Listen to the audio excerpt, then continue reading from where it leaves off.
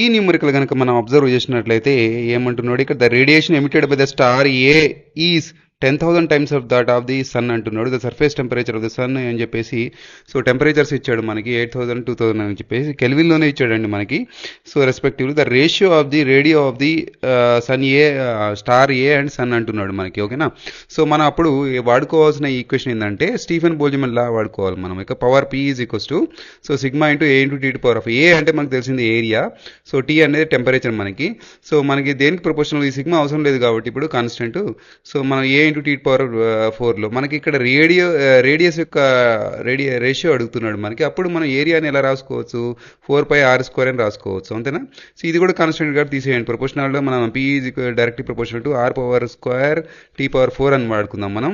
దీన్ని PA/PS అన్న terms లో రాసుకుందాం. అంటే ఏ స్టార్ ఏకి సన్కి రాసుకుంటున్నాను అంతే. సో RA/RS² ఇక్కడ స్క్వేర్ ఉంది కాబట్టి TA/TS⁴ మనకి. ఇది మనకి వాల్యూ ఇచ్చాడండి, 10,000 టైమ్స్ అని ఇచ్చాడు మనకి. కాబట్టి ఈ PS క్యాన్సిల్ అయిపోతే 10,000 టైమ్స్ అనేది ఇక్కడ మిగిలిపోతుంది మనకి. ఓకేనా. ఇది మనకు కావాల్సింది. ఈ వాల్యూస్ ఇచ్చాడు, కెల్విన్లో ఇచ్చాడు కాబట్టి నో ప్రాబ్లం, డైరెక్ట్ పెట్టేసేయండి. 2000/8000 నాకు క్యాన్సిల్ చేస్తే మళ్ళీ స్క్వేర్ ఇటు రూట్ తీసుకొస్తే మనకి 10⁴ ఇంటూ 256 వచ్చింది. ఇంకా సాల్వ్ చేస్తే నాకు 1600 వచ్చింది. రేషియో గురించి మాట్లాడితే 1600:1 అనేది మన ఆన్సర్ అండి.